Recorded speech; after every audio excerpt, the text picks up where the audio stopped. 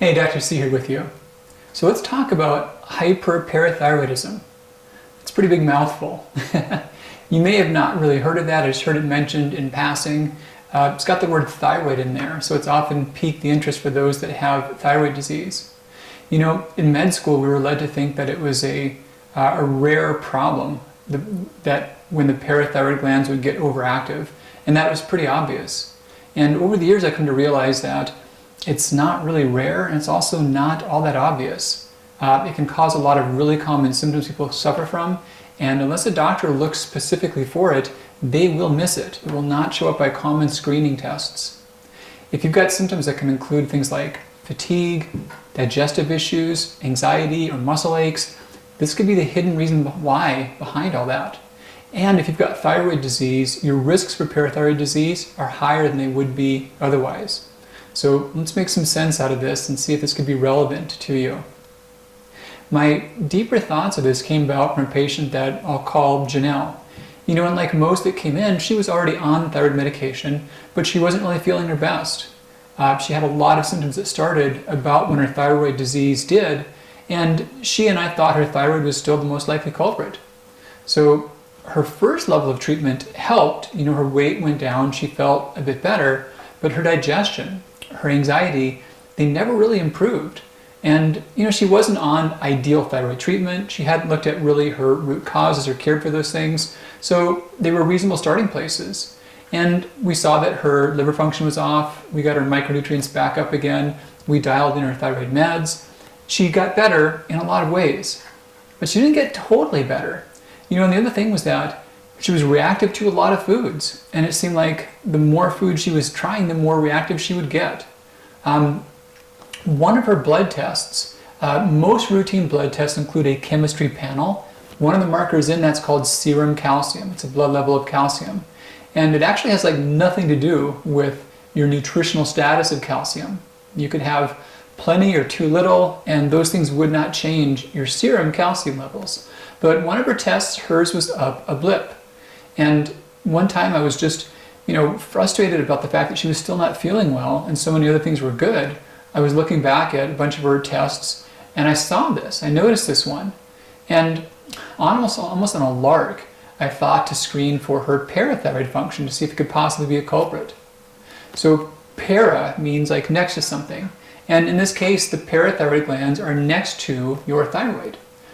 Typically there's 4 total. Usually 2 on each side of the lower portion of the thyroid, but not always 4, not always there. Their size can vary and their location can too. So these make a hormone which pretty simply is called parathyroid hormone. And what this does is it pulls calcium out of your bones and into your bloodstream. There's a thyroid hormone called calcitonin which does the opposite of this. And one of the reasons why too much thyroid is hard for your bones is because if you lower your TSH too much, yes, your thyroid is now not making thyroid hormone, but also your thyroid is not making calcitonin, which you don't get from thyroid hormone replacement, except for natural thyroid. That's a perk about it. So parathyroid and calcitonin are kind of like the brakes and the gas, for calcium going into or out of your bones. And from your bones, the calcium moves into your bloodstream. Now, blood levels of calcium have got to be just spot on for the most basic parts of biochemistry to work right. You know, calcium channels conduct a lot of nerve conduction and a lot of signals throughout the body in nerves and muscles. And if there's even a little bit too much, then that causes a big variety of these symptoms. Now, one of the more common causes of too much is these parathyroid glands. One of them or a group of them can make too much parathyroid hormone. So back to the Janelle's case, so I saw this one blip of high calcium and I did check her parathyroid function. Her calcium was only barely up, it wasn't consistently up, and my training was that with hyperparathyroidism you would consistently see significant elevations of calcium. But I checked, and what happened was that her parathyroid hormones, you would expect that if parathyroid levels were anywhere in the normal range and the low end of that, that would be consistent with normal calcium or sometimes high calcium. But hers were a little higher than normal. And on her retest, however, her calcium was normal, but her parathyroid hormones were about 50% above typical. So they were only up by a little bit and calcium was normal. How could that be relevant? Well, here's how. So when the whole thing works right, if calcium's in the range, parathyroid should be right there too. If calcium's low, it's okay for parathyroid to be high normal, but if calcium's high normal, parathyroid should be low normal. So if calcium's in range and parathyroid is up, these guys aren't dancing to the tune. They're not getting the rhythm right. They should be backing off to lower the calcium, but hers weren't. So I referred her to a local doctor who specializes in parathyroid surgery. And he confirmed, he agreed this was the diagnosis, did some further tests on her. And within like the first week after surgery, she got a whole new lease on life.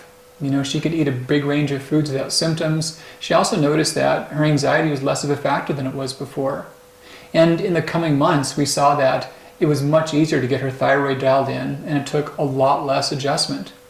And after her case, I dug real deep in parathyroid disease and studied quite a bit more about this. And what I came to learn is that the impression that most doctors are given is true but partial, and it can miss out on quite a bit. There are many people that have normal levels of calcium, or rarely high, but even sometimes never high, and still can have parathyroid disease. So the doctors at Integrative Health, they all get this. They all really understand this well. And I'd say there's not more than a week or so that goes by before they pick up on a case of parathyroid disease. So for us, it's not rare. It doesn't seem all that rare. But even further, I've seen a lot of cases to where people have high calcium and their doctors tell them, you're fine, it's normal, it's not significant. And I want you to just hear this and just take this in. High calcium is significant. There's never a time where elevations in serum calcium are not significant. So besides parathyroid disease, the other things that we would think about would be kidney disease or some hidden cancers. Now, there are other causes as well, but past those, it gets really rare. So you never want to ignore high calcium, even if it was just a little, even if it was just once.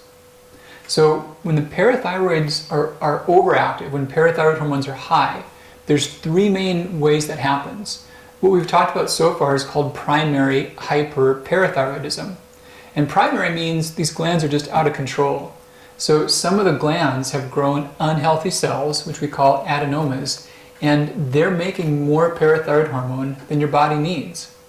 In about 80% of these cases, there's one gland that's the culprit. Somewhere around 15 to 20%, there's a couple rogues, there's a couple that are involved. And if this goes on enough, long enough, calcium in the blood will start to go up. And it's funny because extra calcium, it seems like we use calcium a lot. How harmful could that be?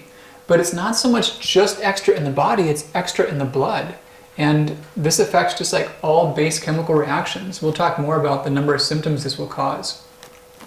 So apart from that, we can also see high calcium from some cancers, from vitamin D overdose, from too much thyroid hormone, from abnormal adrenal function. And you actually can get high serum calcium by taking too much calcium, but it takes a lot. You would be taking literally 5 or more thousand milligrams per day from supplements, which is a bad idea for a lot of reasons. Now, if sometimes the vitamin D levels are low, that can trigger parathyroid disease. But high vitamin D levels can do that too. They can unmask that. So this was all primary hyperparathyroidism in terms of the gland themselves making too much hormone. We've also got secondary hyperparathyroidism. This is totally different. In this case, the glands are making too much hormone, but they're doing so because the body's losing too much calcium or just too low in calcium. The most common scenario with this is with kidney failure, but this can also happen with just big deficiencies of calcium or vitamin D. The rarest cause of hyperparathyroidism is parathyroid cancer. And this is where a cancer itself starts on the parathyroid glands and they just go out of control. This is less than 1% of all the cases of hyperparathyroidism. Now we also have hypoparathyroidism. The glands can get underactive. This is not as common to occur spontaneously. This can be a rare complication of some surgeries to the area. And in some cases, this can occur soon after birth and just clear up. So from now on, I'll be talking about primary hyperparathyroidism, and I'll probably just call it parathyroid disease for short. And let's first get a sense about how common this is. Well, for starters, like a lot of things, life ain't fair. It is more common in women. There's probably about a 3 to 4 to 1 ratio from women to men that have this. So last good numbers we had estimated that it's just a little less than 1% of the population that can have primary hyperparathyroidism. Now think about celiac disease. Celiac disease is not everyone, but it's not that rare. If you've been in this health space and talked to friends and loved ones, you may well know of someone that has celiac disease. It's not that unusual. So they're pretty similar in terms of their frequency. Now, however, if we're talking about populations that are known to have thyroid disease, it may be even up to 6 times more common. So it's quite prevalent in those groups. And then what causes hyperparathyroidism? Most cases, there's not really an explanation. In the past, they would use x-rays to treat tonsillitis. Not anymore. That could be a trigger for that. Sometimes after surgery, the trauma can do that. There's not a strong family history that's relevant to parathyroid disease, with the exception of multiple endocrine neoplasia, also called MEN, and there's some subtypes to that.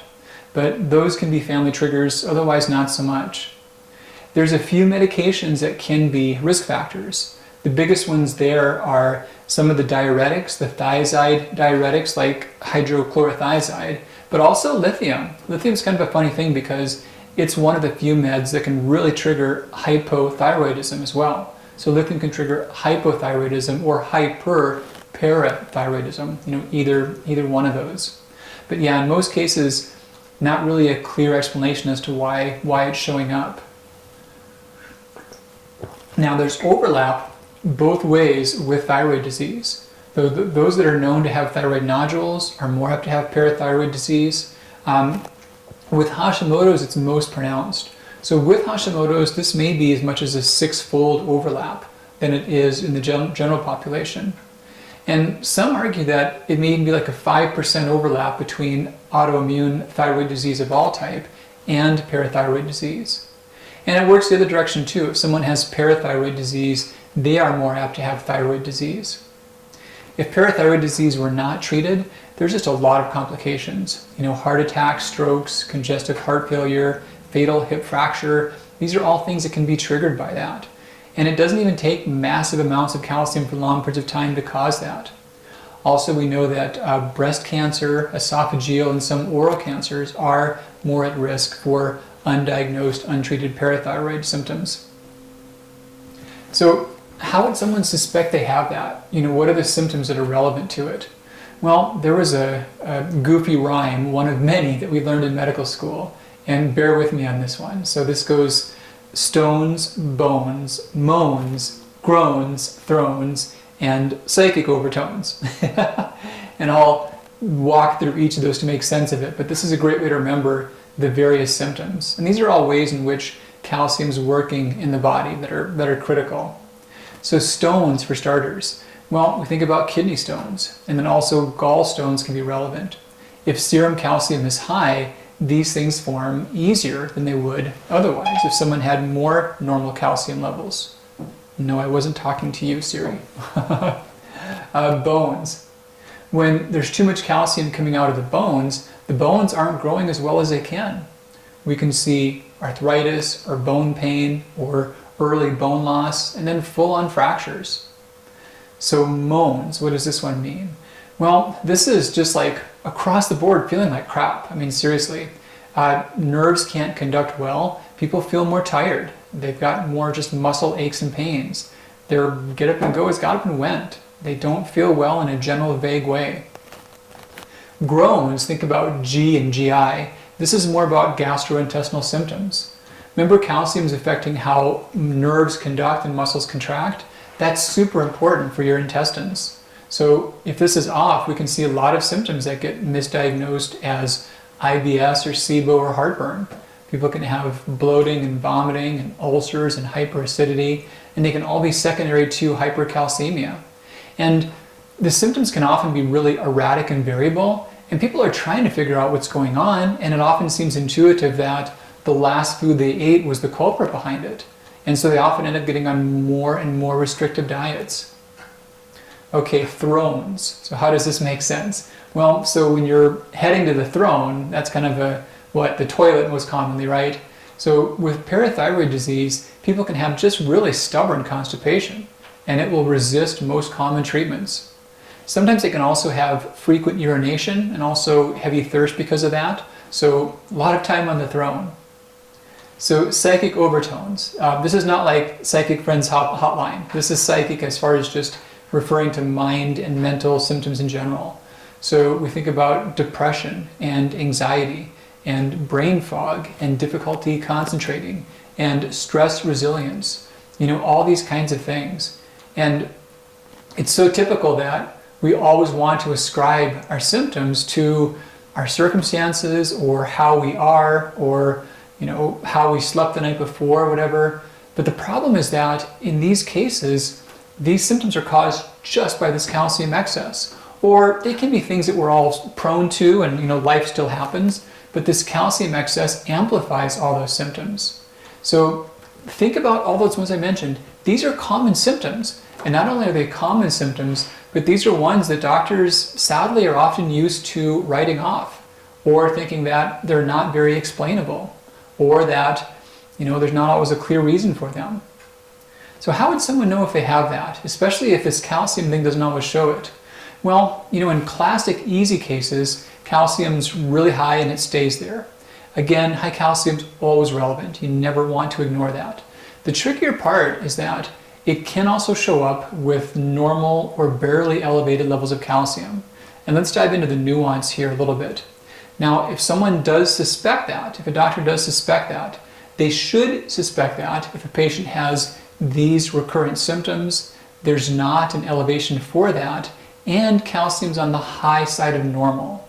So what does high side of normal mean specifically?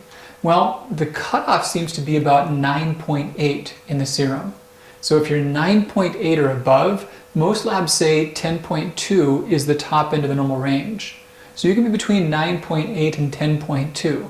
And this sounds like splitting hairs, but there's a lot of data that goes behind this. But if you're there, there's a chance you could have hyperparathyroidism. And it then takes a follow-up test of parathyroid hormone. There are some tests that give more accurate evaluations of ionized calcium or urinary calcium. And they're fine, but they really don't add to the diagnostic abilities. So if your calcium's between 9.8 and 10.5 to 10.2 to 10.5 based on your reference range, most labs say you're normal. But if you're there and you've got these symptoms, you want to follow up with a parathyroid test. So what if your calcium's 9.9 and your parathyroid hormones are not elevated? Does that mean you don't have parathyroid disease? It doesn't. Here's what you want to look for. If parathyroid hormones, if you're on the high side for calcium, you should be on the low side for parathyroid hormone. If you're high normal or even barely high in parathyroid hormone and your calcium's high, something's wrong.